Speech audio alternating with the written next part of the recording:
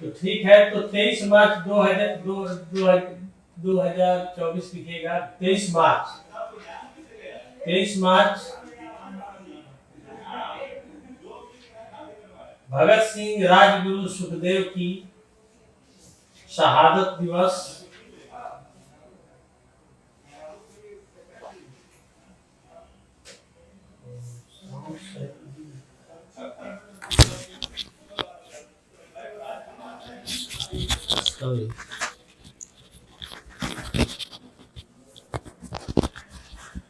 हाँ, 23 मार्च के बारे में लिखिएगा। 23 मार्च भगत सिंह राजगुरु सुखदेव की शहादत दिवस।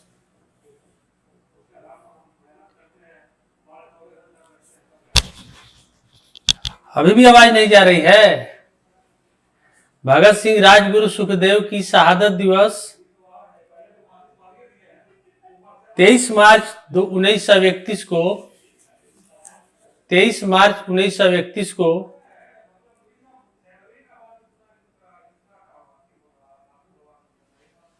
इन तीनों को अंग्रेजों ने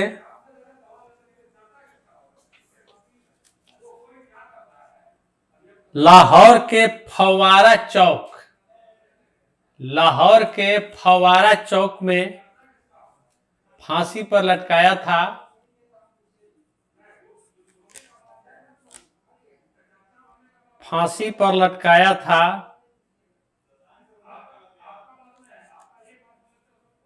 वर्तमान में फव्वारा चौक का नाम भगत सिंह चौक रखा गया है। वर्तमान में फव्वारा चौक का नाम भगत सिंह चौक रखा गया है।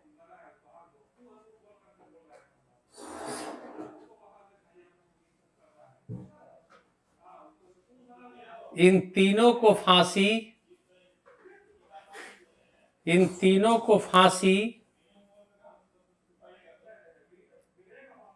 लाहौर षड्यंत्र केस 1929-30।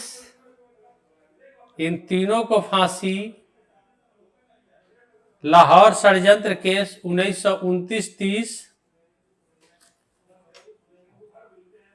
तथा सैंडर्स हत्या केस 1928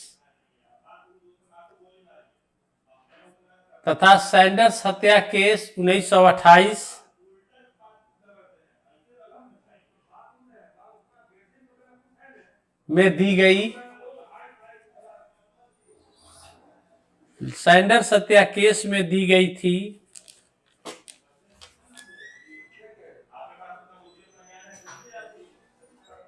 उल्लेखनीय है कि सैंडर्स हत्या केस में सरकारी गवाह फणींद्रनाथ घोष थे।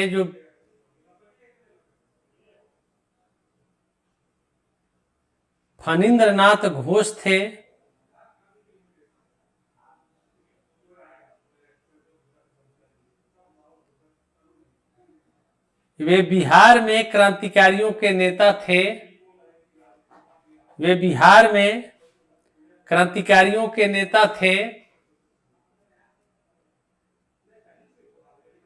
जो बिहार में क्रांतिकारियों के नेता थे फणींद्रनाथ घोष।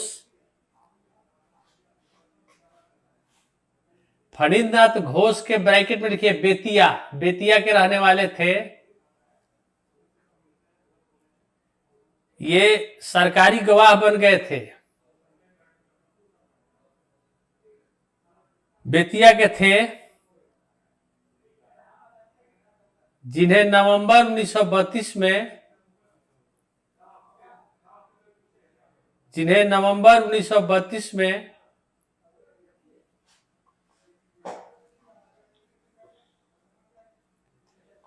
फणींद्रनाथ घोष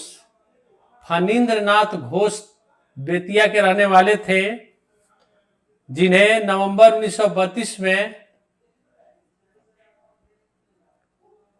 चंद्रमा सिंह और बैकुंठ शुक्ला ने हत्या कर दी। चंद्रमा सिंह और बैकुंठ शुक्ला ने हत्या कर दी क्योंकि ये देश के साथ दगाबाजी किए थे, जिनकी गवाही से 3 लोगों को मृत्यु हुई थी। चंद्रमा सिंह तथा बैकुंठ शुक्ला ने हत्या कर दी।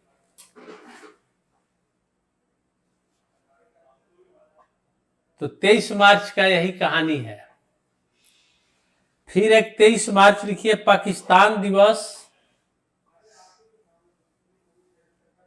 23 मार्च पाकिस्तान दिवस।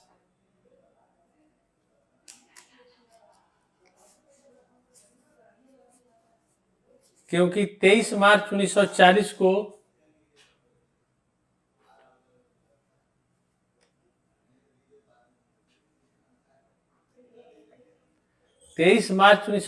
को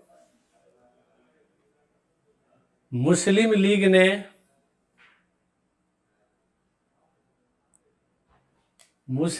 ने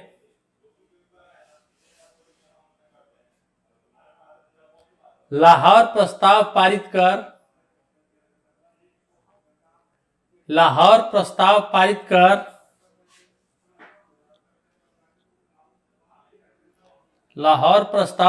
कर पहली बार अलग मुस्लिम राष्ट्र की मांग की थी। पहली बार अलग मुस्लिम राष्ट्र की मांग की थी। पहली बार अलग मुस्लिम राष्ट्र की मांग की थी।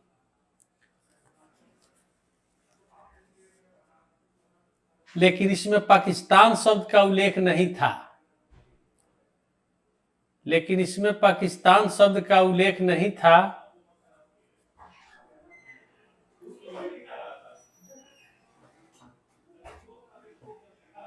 बाद में पाकिस्तान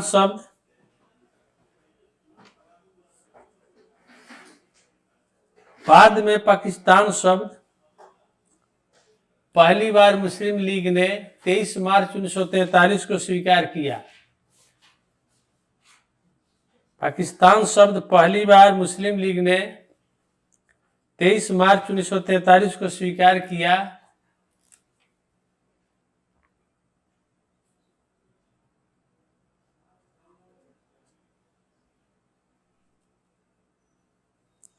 वास्तव में पाकिस्तान फारसी शब्द है।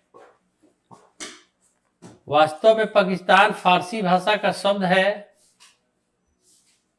जिसका अर्थ लैंड ऑफ प्योर, शुद्ध देश, यानी पवित्र देश, लैंड ऑफ प्योर। पाकिस्तान का अर्थ पवित्र लोगों का देश। पाकिस्तान फारसी भाषा का शब्द है, जिसका शाब्दिक अर्थ होता है लैंड ऑफ प्योर, यानी पवित्र लोगों का देश। लेकिन वहां के रहनुमा इसको बदनाम किए हुए हैं। पवित्र लोगों का देश। पाकिस्तान शब्द 1933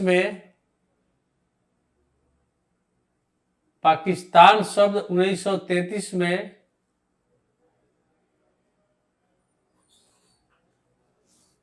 कैम्ब्रिज विश्वविद्यालय के छात्र रहमत अली चौधरी ने दिया था। पाकिस्तान शब्द 1933 में कैम्ब्रिज विश्वविद्यालय के मुस्लिम छात्र रहमत अली चौधरी ने दिया था, जिसमें पी से पंजाब, के से कश्मीर, एस से सिंध। पी से पंजाब, के से कश्मीर, एस से सिंध। पी से पंजाब, के से कश्मीर, एस से सिंध और बलूचिस्तान का अंतिम शब्द तान लिया गया था।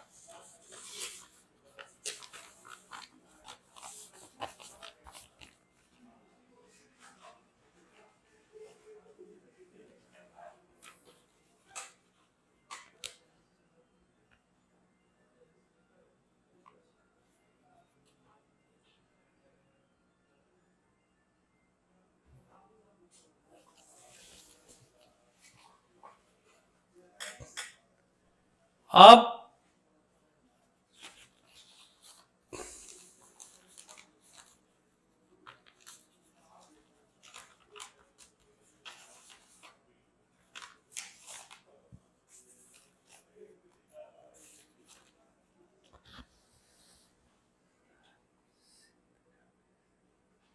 सिंध से सिंध से एस और पाकिस्तान बलूचिस्तान से तान।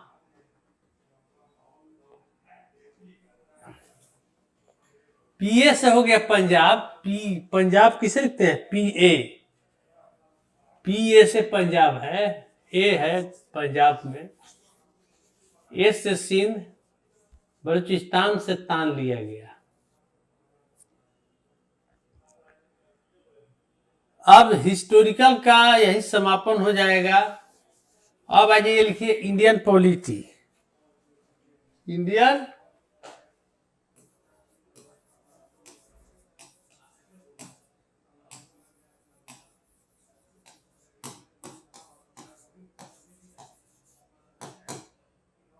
पॉलिटी, चुनाव आयोग।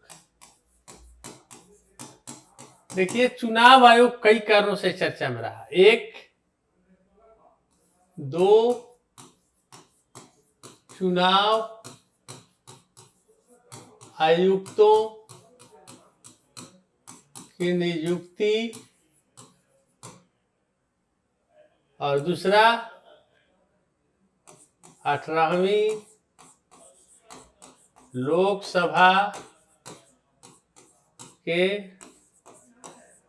चुनाव की अधिसूचना जारी। यह हुआ था 16 मार्च 2000। एक बार बीपीएससी पूछा था कि बिहार के विधानसभा की अधिसूचना किस तारीख को, तो उस समय 25 सितंबर का डेट था। बीपीएससी उस समय पूछ दिया था कि किस तारीख की अधिसूचना जारी हुई थी। तो याद रखिएगा 18वीं लोकसभा चुनाव की अधिसूचना 16 मार्च को जारी हुई थी। और ये 14 इन लोगों की नियुक्ति हुई। या 3 सदस्यीय चुनाव आयुक्त है।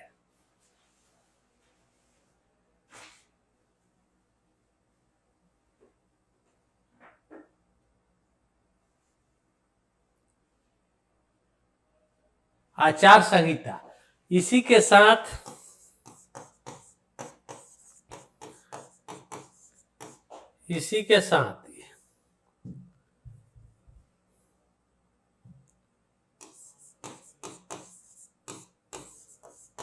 चुनाव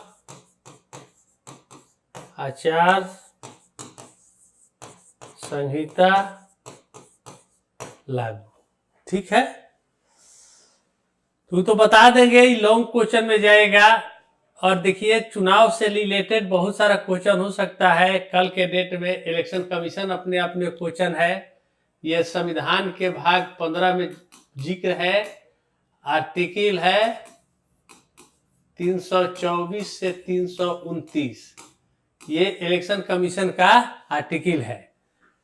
और इस चुनाव आयोग की चुनाव करा, मान लीजिए एग्जाम होगा लास्ट में, या जनवरी में एग्जाम होगा मेंस का, तो उस समय क्वेश्चन हो सकता है कि चुनाव आयोग की उपलब्धि के बारे में चर्चा करिए, चुनाव आयोग की अधिकार शक्ति और उपलब्धियों के बारे में बताइए। ये हो सकता है। एक शॉर्ट में क्वेश्चन हो सकता है, या लॉन्ग में हो सकता है चुनाव आचार संहिता के बारे में बताइए, या चुनाव प्रचार में सोशल मीडिया का योगदान। बहुत सारा क्वेश्चन हो सकता है। चुनाव प्रचार और सोशल मीडिया आजकल हावी है। या चुनाव आयोग द्वारा चुनाव संपन्न कराने में साइंस एंड टेक्नोलॉजी की भूमिका। तो आप ईवीएम से लेकर वीवीपैट से लेकर के सीविजिल ऐप से लेकर के जिस तरीके से जागरूकता फैलाया रहा है, चुनाव आयोग की वोटिंग प्रतिशत ज्यादा बढ़े, तो टेक्नोलॉजी का ही प्रयोग किया जा रहा है। वीवीपैट की भी बात है। तो चुनाव आयोग दिन प्रतिदिन अपने को टेक्नोलॉजी, आईटी से लेकर के आर्टिफिशियल इंटेलिजेंसी का प्रयोग हो रहा है। तो ये सब चीज आपको दिमाग में, अभी का पेपर आप डेली जरूर कलेक्शन करते रहिएगा। ये जितना बात मैंने बोला ये सब आपको चुनाव प्रचार के तौर तरीके, तो पहले के चुनाव प्रचार के तौर तरीके आयब में बड़ा आकाश पाताल का अंतर हो गया है। तो ये सब आपको मटेरियल पेपर से ही इकट्ठा करते रहना होगा, क्योंकि जून तक बहुत सारा मैटर आएगा। ऐसा नहीं है कि अब वही बहुत चीज हम बता सकते हैं, क्योंकि अगले 2 महीना चुनाव आयोग और चुनाव प्रचार और भारत के चुनाव पर बहुत सारा विस्तृत चर्चा होगी। ये क्वेश्चन पूछा जा सकता है, ये 18वीं लोकसभा चुनाव का एक विश्लेषण कल के डेट में क्वेश्चन, तो जून में ये सब बात आ जाएगी। तो हम बता देते हैं, पत्रिका आप लोग करते हैं, कृपया करके आप लोग अखबार इकट्ठा रखते रहिए, डेली एगो अखबार जरूर पढ़िए, और चुनाव आयोग देखिए कि क्या क्या नया नया प्रयोग करते जा रहा है।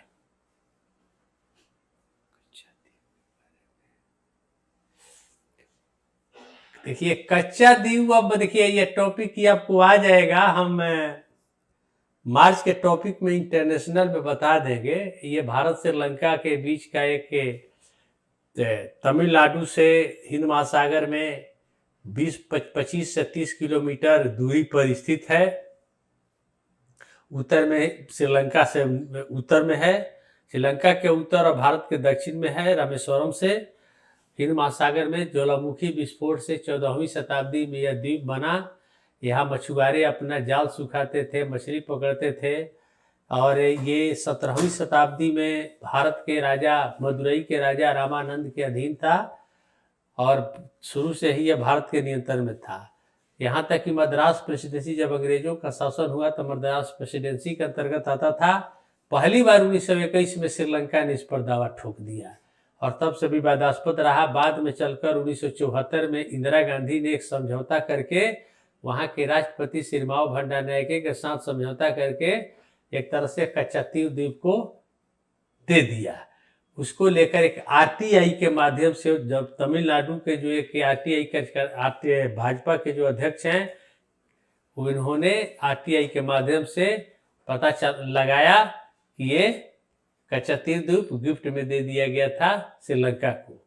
तो ये बात की चर्चा पीएम मोदी ने लोकसभा में विश्वास मत प्रस्ताव के दौरान भी किया था कि कांग्रेस और डीएम कैसे दे दिए थे। हालांकि उस समय जब इस समझौता के तहत दिया गया था तो तत्कालीन प्रधानमंत्री मुख्यमंत्री करुणानिधि जो डीएमके के थे, वे इसका विरोध किए थे। यहाँ तक कि विधानसभा में प्रस्ताव पारित किए कि इसको वापस लाया जाए। बाद में 2008 से लेकर 2011 जे जयललिता ने भी विधानसभा में प्रस्ताव पारित करके इसको वापस लाने की मांग की थी। तब तक इसके बाद ये ज़्यादा चर्चा में नहीं रहा है। वही प्रधानमंत्री ने कहा कि अब कांग्रेस और डीएमके एक साथ बने हुए हैं, जबकि एक समय देश एकता और अखंडता के साथ विश्वासघात किए थे। हाँ, शुरू से ही है। तो चलिए, अब विषयांतर होने की जरूरत नहीं है। ये आपको मैंने बताया था कि सब टॉपिक वाइज अपना आपको आ जाएगा। तो 2 चुनाव आयुक्तों की नियुक्ति। आप जानते हैं कि नया चुनाव, एक सुप्रीम कोर्ट के आदेश पर एक कानून बना है कि चुनाव आयुक्तों की नियुक्ति सेवा शर्त अवधि को लेकर के एक विधेयक पारित हुआ था 2023 में। उसी के तहत 3 सदस्यीय चुनाव आयोग की अब नियुक्ति होती है। तो राजीव कुमार जो मुख्य चुनाव आयुक्त हैं पहले से, अब उसके बाद 2 नए चुनाव आयुक्तों की नियुक्ति प्रधानमंत्री, गृह मंत्री और विपक्ष के लीडर के नेतृत्व में 3 सदस्यीय कमेटी ने 2 चुनाव आयुक्तों की नियुक्ति की। एक ज्ञानेश कुमार गुप्ता और दूसरा डॉक्टर सुखबीर सिंह संधू। समझ गए? और इन दोनों की नियुक्ति हुई, और इसके बाद ही नए चुनाव की अधिसूचना जारी हुई थी।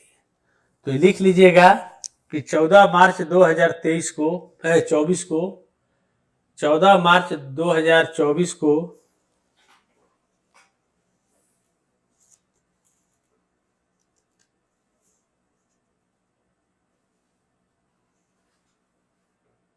मार्च 2023 को 2 चुनाव आयुक्तों की नियुक्ति की अधिसूचना राष्ट्रपति ने जारी की। दो चुनाव आयुक्तों की नियुक्ति की अधिसूचना राष्ट्रपति द्रौपदी मुर्मू ने जारी की।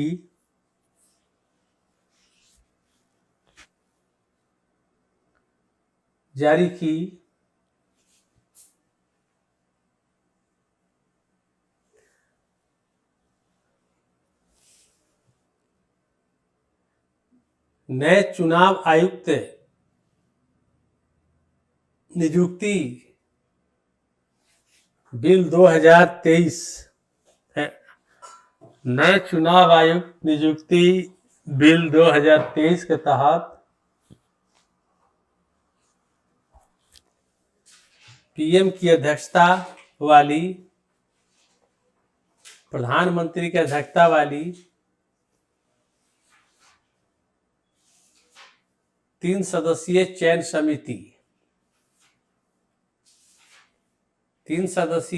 समिति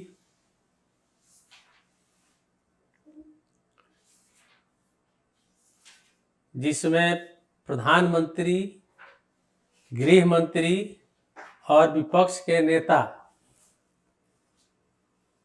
लोकसभा में विपक्ष के नेता भाग लिए थे। अरे विपक्ष के तो नेता नहीं है, विपक्ष के बड़ी पार्टी के नेता हैं, क्योंकि विपक्ष का नेता तो कोई है नहीं, क्योंकि किसी को 10% सीट है नहीं। तो गृह मंत्री अमित शाह थे, अधीर रंजन चौधरी थे, कांग्रेस के विपक्षी के बड़े नेता थे।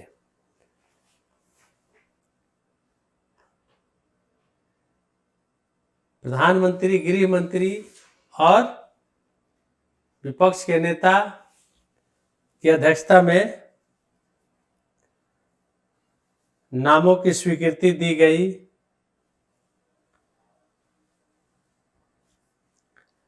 जिसमें ज्ञानेश कुमार गुप्ता,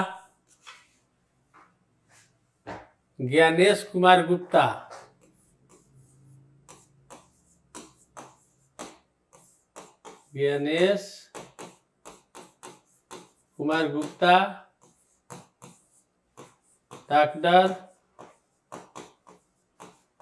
सुखविंदर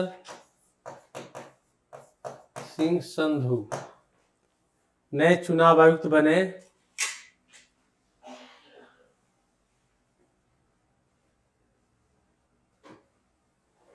हाँ, तो समझिए रहे, लिखवाए हैं। 2000 उसी के तहत ही चुनाव आयुक्त हुआ है, चुनाव आयुक्त की नियुक्ति हुई है। ज्ञानेश कुमार गुप्ता और डॉक्टर सुखवीर सिंह है जी।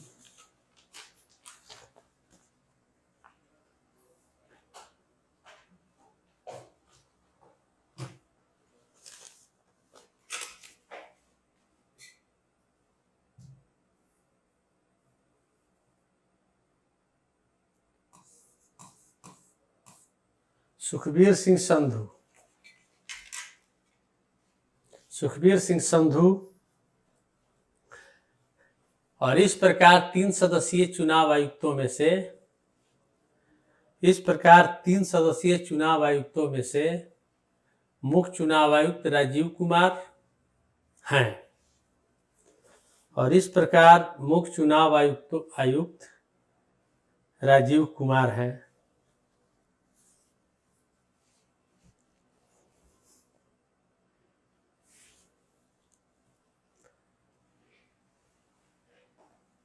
तो ये 3 चुनाव आयुक्त हुए। अब लिखिएगा 16 मार्च 2024 16 मार्च 2024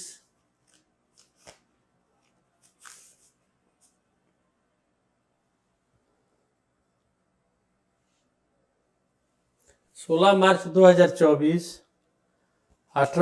18वीं लोकसभा चुनाव 2024 18वीं लोकसभा चुनाव 2024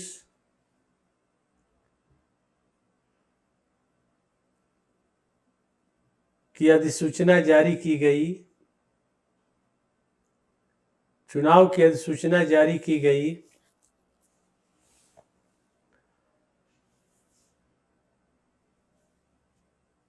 जो 7 चरणों में होगा, जो 7 चरणों में, अब तक का इसके पहले का शायद 9 चरण में हुआ था, तो इस 7 चरणों में होगी।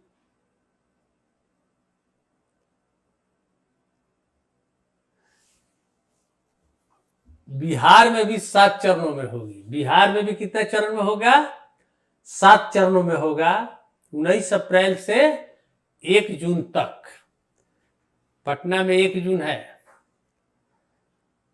19 अप्रैल से 1 जून 2024 तक।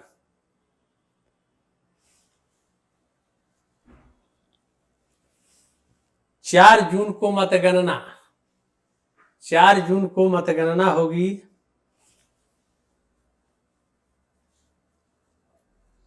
चार जून को मतगणना होगी।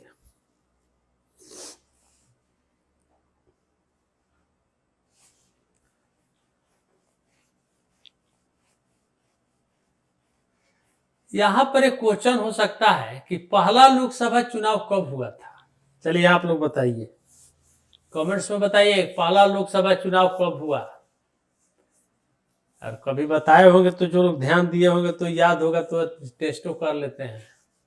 पहला लोकसभा चुनाव कब हुआ? कमेंट्स बॉक्स में बताइए।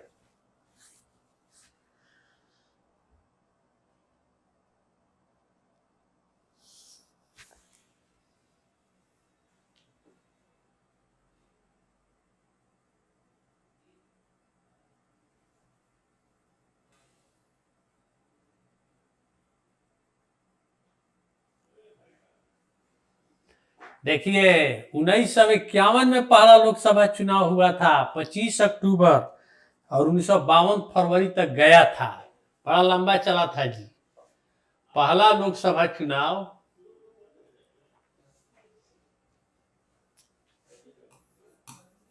पहला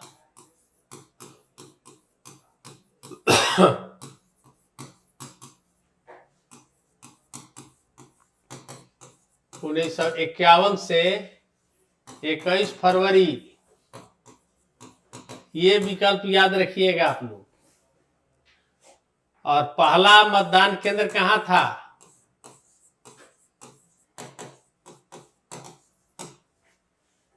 हिमाचल प्रदेश में कल्पा गांव में था। कल्पा गांव मतदान केंद्र। और वहीं के थे श्याम शरण नेगी, पहला मतदाता थे जो भी हाल में मृत्यु हुई थी। पहला मतदाता श्याम शरण नेगी थे, हाल में निधन। हिमाचल प्रदेश का चुनाव हो रहा था ना, उस समय ही उनकी मृत्यु हो गई। चलिए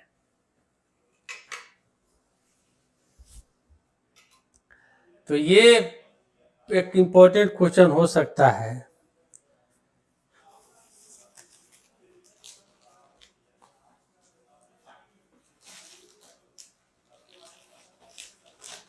अब देखिए कुछ चीज हम बोल दे रहे हैं, अब उसको लिखने की जरूरत नहीं है। आदर्श आचार संहिता में क्या क्या होता है पहले मैं बता देता हूँ। पहले बता दे, एगो लाइन लिख लीजिएगा कि पहली बार आदर्श आचार संहिता की शुरुआत 1960 में केरल से हुई। ईवीएम के भी प्रयोग 1982 में केरल से हुई थी। तो ये अलग अलग हो जाता है। तो कहने का मतलब ये है कि पहला आचार संहिता की शुरुआत 1960 में एक नियमबद्ध कि चुनाव कराने के लिए, लोगों को वोटिंग देने के लिए एक प्रोत्साहित किया जाता था कि कोई उल्लंघन ना करे, शांतिपूर्ण के लिए एक नियम बाउंड में रहना पड़ता था। लेकिन 1991 में टीएन शेषन ने इसको कड़ाई से लागू कर दिया कि एकदम पूरी तरह प्रतिबंध लगा दिया, ये चीज नहीं कर सकते हैं, 10 बजे रात के बाद लाउड स्पीकर नहीं बजा सकते हैं, अगर चुनाव प्रचार करने जा रहे हैं तो पहले से प्रशासन से अनुमति लेनी होगी, मंदिर मस्जिद से कोई संचालन नहीं होगा। किसी के दीवार पर आप पोस्टर नहीं साट सकते हैं। अगर पोस्टर साटते हैं, आप साट सकते हैं उसकी अनुमति से, लेकिन उस पोस्टर को चुनाव बाद मिटाना होगा। तो प्रत्याशी कौन हारे रहेगा या जीते रहेगा, अब पूरा प्रचार अपना कहाँ कहाँ साटा हुआ है वो कैसे हटाएगा। इसीलिए अच्छा है कि उसको हम साटेंगे ही नहीं। कोई भी हेट स्पीच नहीं किया गया। जिस तरीके से अभी प्रधानमंत्री मोदी या हेमा मालिनी पर स्पीच दिया गया, या हर लोग अपना देते रहते हैं, वो स्पीच का नाम हम नहीं लेंगे, क्या क्या लोग बोला गया था। तो इस तरीके से हेट स्पीच पर प्रदेश पर संज्ञान लेता है चुनाव आयोग, सख्त कार्रवाई करता है। इसके बाद कोई भी धन बल का प्रयोग नहीं होगा, अनुचित ऐप साधन नहीं प्रयोग करेंगे, किसी भी जाति धर्म नस्ल के आधार पर वोट नहीं मांगेंगे, सोशल मीडिया पर फर्जी और पुष्ट खबरें नहीं छापेंगे, क्रिमिनल रिकॉर्ड वाले को, अगर क्रिमिनल रिकॉर्ड वाले को आप प्रत्याशी बनाते हैं तो ये बताना पड़ेगा कि उस व्यक्ति को क्यों वोट प्रत्याशी आप बनाएं। किसी व्यक्ति पर पर्सनल अटैक नहीं करेंगे, बच्चों के तस्वीर का प्रयोग भी राजनीतिक दल नहीं करेंगे, गलत विज्ञापन नहीं देंगे, धर्म जाति नस्ल की बात मैंने बोला, सोशल मीडिया पर बदनाम प्रतिद्वंदी को नहीं करना है, और राजनीतिक दल अपने संगठनों का सही सलाह दे। इस तरीके से बहुत सारा बात है। मंत्री का छोड़ केवल प्रधानमंत्री का सरकारी वाहन से चलने का अधिकार, बाकी मंत्री लोग अपना वाहन हटा देते हैं, डीएम कोई उनको नहीं करेगा, और रात 10 बजे के बाद कोई सभा आयोजन नहीं होगा, लाउड स्पीकर भी नहीं बजेगा। इस तरीके से मुख्य निर्वाचन।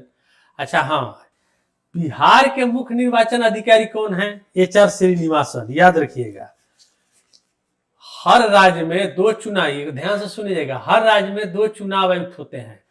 एक लोकसभा विधानसभा के चुनाव कराने वाले केंद्रीय चुनाव आयुक्त की प्रतिनियुक्त होते हैं, जो मुख्य निर्वाचन अधिकारी कहलाते हैं, और एक स्थानीय चुनाव जो होता है जैसे ग्राम पंचायत और नगर पालिका, उसके लिए राज्य स्तर का एक अलग चुनाव आयुक्त होते हैं, जो वर्तमान में डॉक्टर दीपक प्रसाद है। तो पंचायत चुनाव और नगर पालिका चुनाव केंद्रीय चुनाव आयोग नहीं कराता है, याद रखिएगा। ये राज्य का एक निर्वाचन आयोग होता है जो दीपक प्रसाद है, याद रखिएगा। राज्य निर्वाचन आयोग के अध्यक्ष जो पंचायत चुनाव कराते हैं, नगर पालिका चुनाव कराते हैं, वे है डॉक्टर दीपक प्रसाद। और जो केंद्रीय चुनाव आयोग से नियुक्त है, जिसमें लोकसभा विधानसभा का चुनाव देख रेख करते हैं, वे हैं HR श्रीनिवासन। HR श्रीनिवासन, सब याद रखिएगा।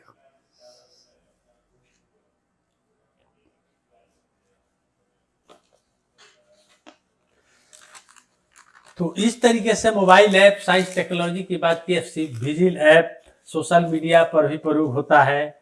आज के डेट में सोशल मीडिया की ताकत किसी से छिपी नहीं है, ये पेपर में बहुत सारा चीज आ रहा है।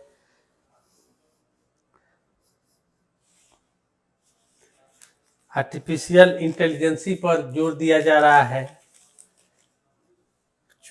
फेसबुक, ट्विटर, इंस्टाग्राम, व्हाट्सएप, इसके जरिए विपक्ष और सत्तारूढ़ के नेता अपना अपना पोस्टर और बैनर और प्रचार कर रहे हैं। तो इस तरीके से ये क्वेश्चन हो सकता है जो आपको पेपर अखबार में ही मिलेगा, और तब तक आपका बहुत सारा मटेरियल तैयार हो जाएगा। इसके अलावा साइंस और टेक्नोलॉजी की भी बात करते हैं तो मोबाइल ऐप से वोटरों को जानकारी पूरी मिलेगी। वोटरों को जागरूक करने के लिए, उसकी शिकायत दर्ज देखने के लिए सी विजिल ऐप इस तरीके से है। उल्लंघन अगर करते हैं तो इस तरीके से जो भी शिकायत है, ऐप पर राजनीतिक नेताओं के आदर्श संहिता के उल्लंघन से जुड़े शिकायत फोटो या वीडियो अपलोड कर सकते हैं, उस पर सख्त कार्रवाई किया जा सकता है। आर्टिफिशियल लोकसभा चुनाव प्रचार में भी आर्टिफिशियल इंटेलिजेंसी का बजने जा रहा है। तो ये सब नए नए टेक्नोलॉजी, और प्रधानमंत्री नरेंद्र मोदी का भाषण का जो 8 भाषा में, अलग अलग भाषा 8 भाषा में मोदी के बात को लोग सुन रहे हैं। कहीं भी भाषण देते हैं तो उनको 8 भाषा में प्रसारित किया जाता है या आर्टिफिशियल इंटेलिजेंस के माध्यम से। तो इस तरीके से लोकसभा चुनाव की बात हो गई। अब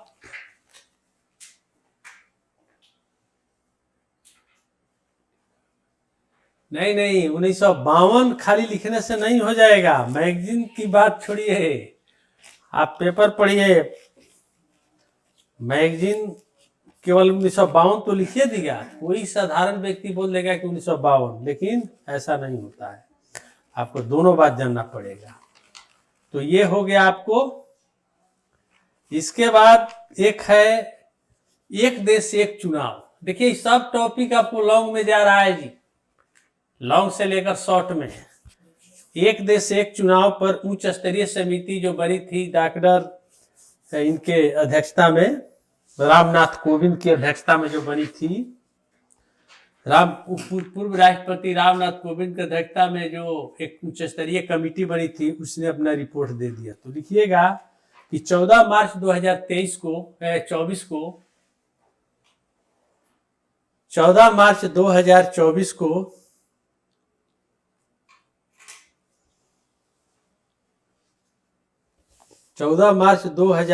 को पूर्व राष्ट्रपति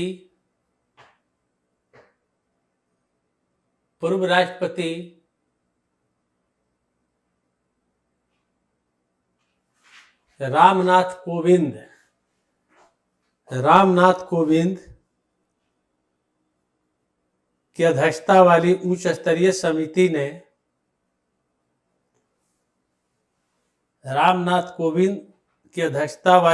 स्तरीय समिति ने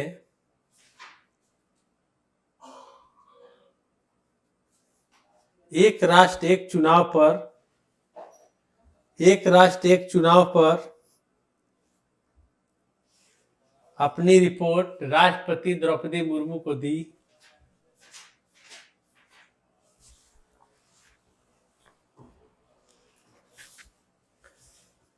रिपोर्ट अपनी द्रौपदी मुर्मू को दी, जिसके प्रमुख सुझावों में, नीचे ऊपर लिखिएगा, जिसके प्रमुख सुझावों में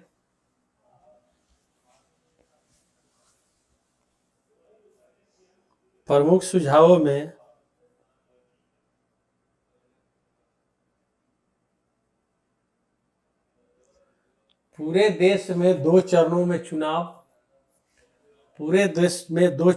चुनाव होंगे।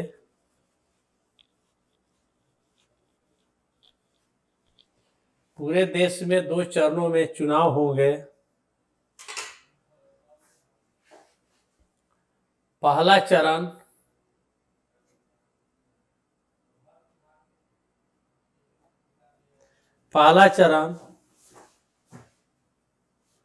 लोकसभा राज्य विधानसभा चुनाव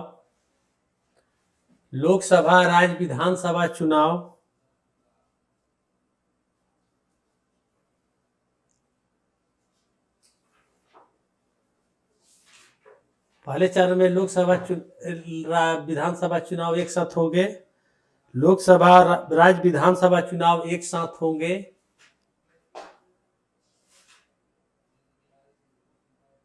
और 100 दिन के भीतर दूसरे चरण में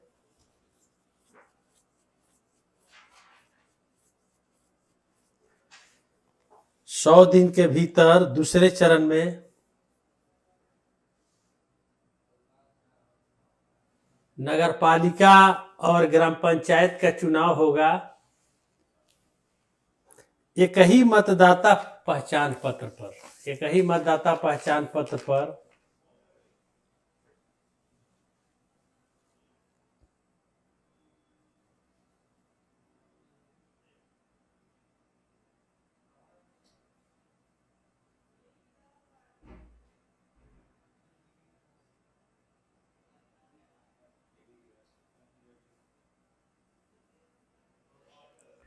त्रिशंकु सदन या अविश्वास प्रस्ताव त्रिशंकु सदन तथा अविश्वास प्रस्ताव जैसी स्थिति में त्रिशंकु सदन, त्रिशंकु मतलब किसी को स्पष्ट बहुमत ना मिले सरकार बनाने लायक, या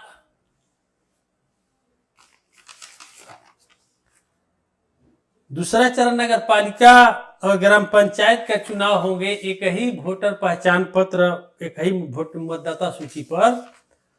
और फिर है त्रिशंकु सदन और अविश्वास प्रस्ताव की स्थिति में नए सिरे से चुनाव हो। त्रिशंकु सदन और अविश्वास प्रस्ताव की स्थिति में नए सिरे से चुनाव हो।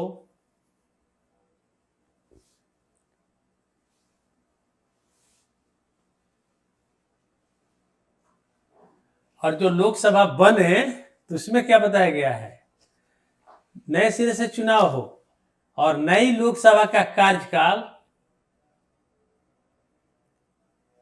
नई लोकसभा का कार्यकाल, मान लीजिए कि बीच में सरकार गिर गई अविश्वास प्रस्ताव के दौरान, तो जो नया चुनाव होगा तो उसका कार्यकाल पहले के लोकसभा वाला माना जाएगा। मान लीजिए कि 2024 में हो रहा है, किसी को बहुमत न मिला, जा करके 25 में सरकार गिर गई, तो जो नया चुनाव होगा उसका कार्यकाल 2024 से ही माना जाएगा 29 तक। लोकसभा, नई लोकसभा का कार्यकाल पहले के लोकसभा के शेष बचे कार्यकाल तक। नई लोकसभा का कार्यकाल पहले के लोकसभा के शेष बचे कार्यकाल तक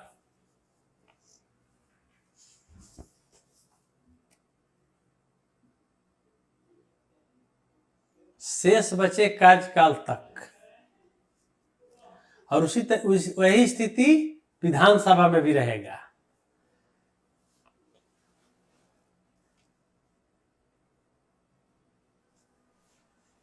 माने जो नया विधानसभा होगा तो उसमें जो लोकसभा के समान ही रहेगा अंतिम स्थिति, क्योंकि अगला लोकसभा के चुनाव होगा तो उसके साथ होगा।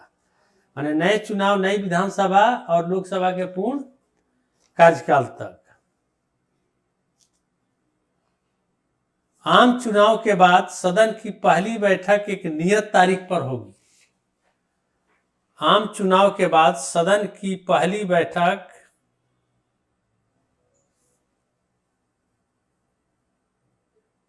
एक नियत तारीख तय होगी।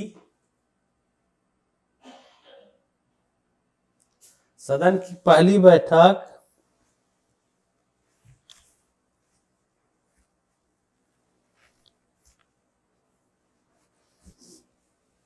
में एक नियत तारीख तय होगी।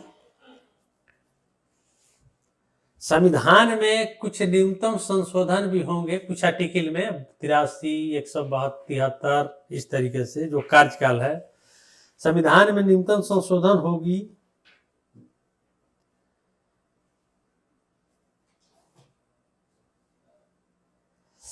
और नया चुनाव एक साथ 2029 से लागू हो। नया चुनाव 2029 से लागू हो।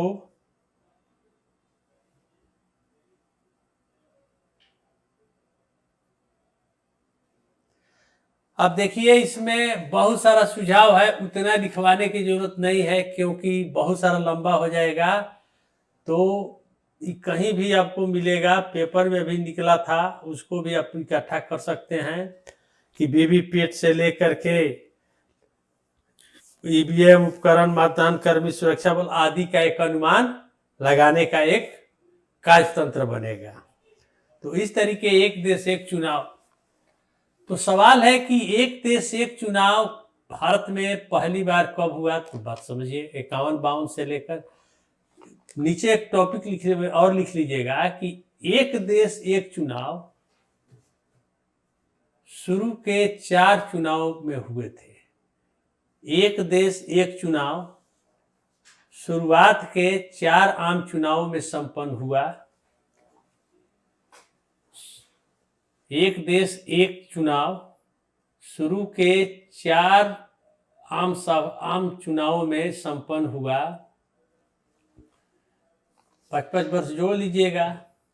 1951, 52, 57,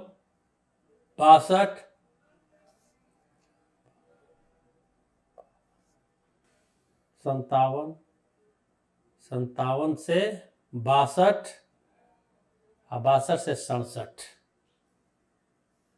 67 तक एक साथ एक चुनाव 51, 52, 57, 62, 67 4 बार हुए। ये क्वेश्चन हो सकता है ऑब्जेक्टिव कितनी बार हुआ। अब पहली बार एक साथ एक चुनाव की मांग पहली बार चुनाव आयोग 1983 में किया था। पहली बार एक साथ एक चुनाव की बात चुनाव आयोग, अच्छा क्रम बदलाव हुआ 1971 से 7, 4, 12। इंदिरा गांधी ने 1971 में मध्यावधि चुनाव पहली बार करा करके इस एकाग्रता को समाप्त कर दिया था और तब से अलग अलग चुनाव होने लगे। तो एक देश बहु चुनाव 1971 में पहली बार हुआ। एक साथ एक चुनाव की मांग पहली बार इलेक्शन कमीशन ने 1983 में किया। बस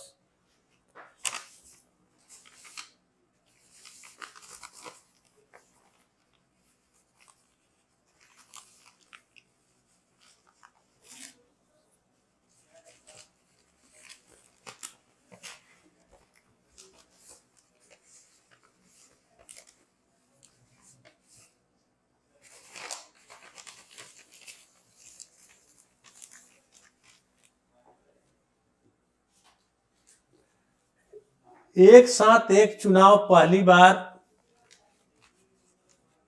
1983 में चुनाव आयोग ने किया, मांग किया।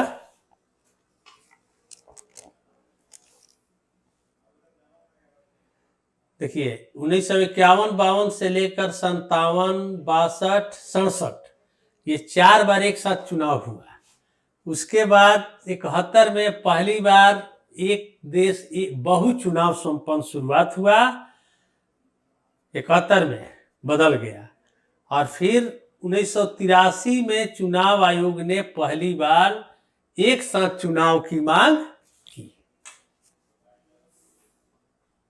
तब से अलग अलग कमिटियों ने भी मांग करते रही।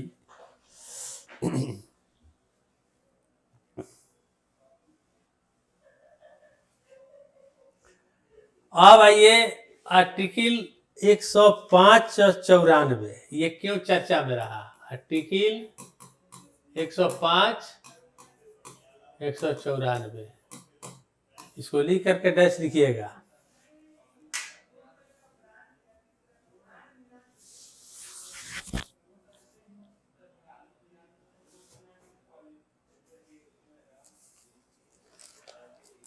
अब लिखना है।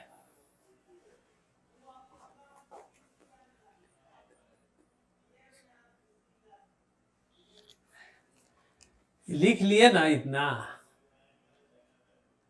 क्या दिक्कत हुआ। 51, 52, 57 तो वैसा नहीं है कि कंफ्यूज किया। अच्छा चलिए, सुप्रीम कोर्ट के 7 सदस्यीय पीठ ने सुप्रीम कोर्ट के 7 सदस्यीय पीठ ने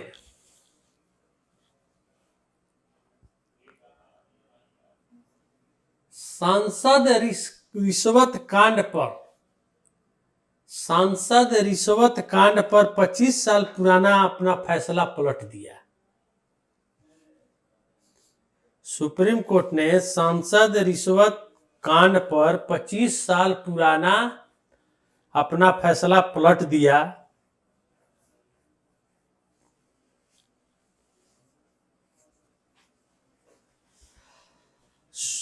सुप्रीम कोर्ट ने सीता सोरेन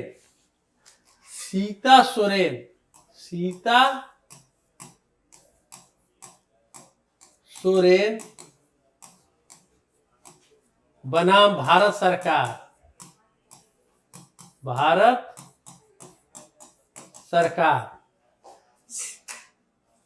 सीता सोरेन बनाम भारत सरकार के मुकदमे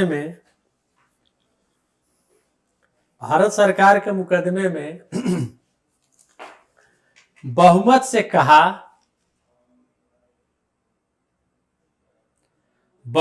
कहा कि सांसदों और विधायकों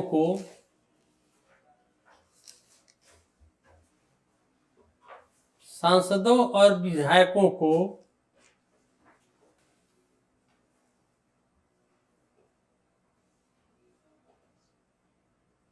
सदन में वोट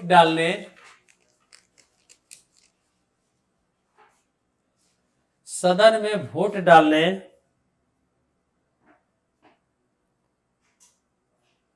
या भाषण देने के लिए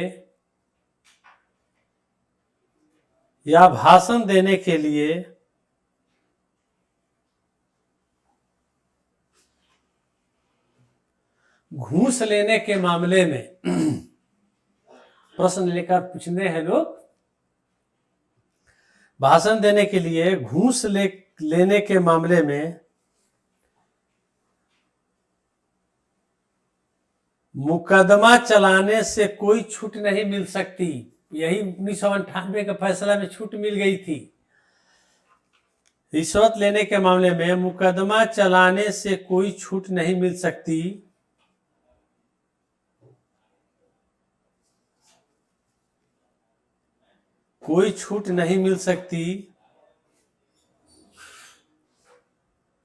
ऐसे मामलों में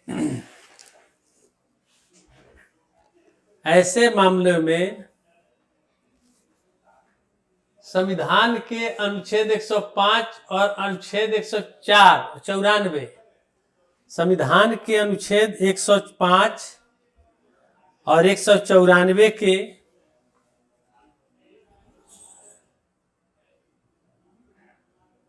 विशेषाधिकारों का लाभ नहीं मिल सकता। विशेषाधिकारों का लाभ नहीं मिल सकता।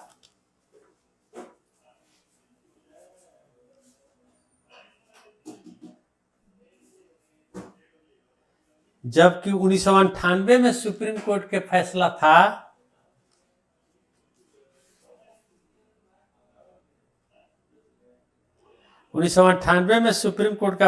था कि ऐसे मामलों में सांसदों विधायकों पर मुकदमा नहीं चलेगा। ऐसे मामलों में रिश्वत या घूस लेकर के भाषण देना, ऐसे मामलों में मुकदमा नहीं चलाया जा सकता। उसी को पलट दिया कि नहीं चलेगा।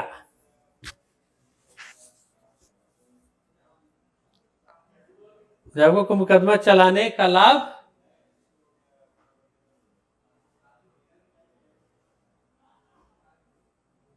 1998 के फैसला में था कि 194 105 के तहत उनको विशेषाधिकार प्राप्त है, उन पर मुकदमा नहीं चलाया जा सकता। अब सुप्रीम कोर्ट का कि नहीं, उन पर चलाया जा सकता है। 194 105 के तहत उनको कोई विशेष लाभ नहीं मिलेगा। तो लिखिएगा कि 105 और 194 के तहत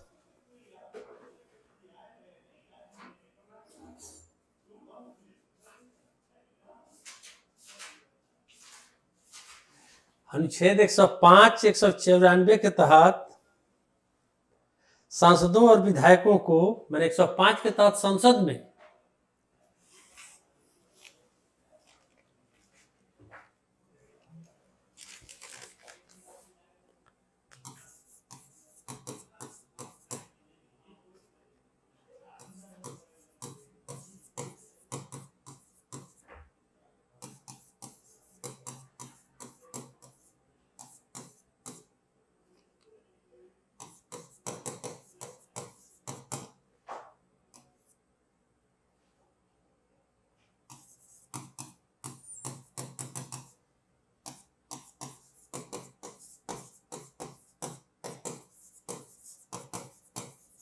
विधायकों को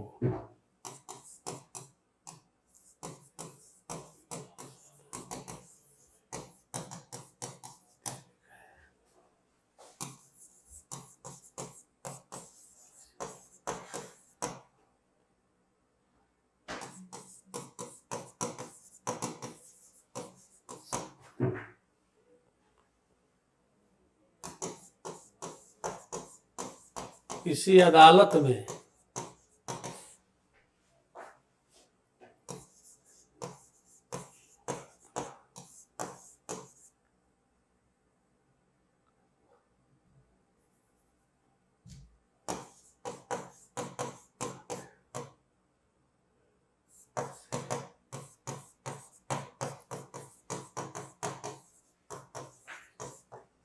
मैंने नहीं चला जा सकता है, लेकिन सुप्रीम कोर्ट ने व्याख्या किया कि 194 195 एक ऐसे माहौल को बनाए रखने का प्रयास करते हैं जिसमें सदन के भीतर और बाहर भीतर बहस और विचार विमर्श हो सके। यह उद्देश्य तब नष्ट हो जाता है जब किसी सदस्य को रिश्वत देकर एक निश्चित तरीके से वोट किया जा सकता है, तो उद्देश्य खत्म हो जाता है। कोई भी सदस्य सदन में वोट डालने या भाषण देने के लिए रिश्वतखोरी के आरोप में विशेष पाने का अधिकार रखता था, लेकिन सुप्रीम कोर्ट आए कि नहीं, ये गलत है, इसीलिए इस पर मुकदमा चलाया जा सकता है। तो इस तरीके से ये एक मामला, तो नोट फॉर वोट कांड, यानी कि नोट लेकर अगर कोई भी संसद सदस्य या एमएलए वोट या सवाल पूछते हैं तो उन पर मुकदमा चलेगी। ये लबो लुबाब यही है।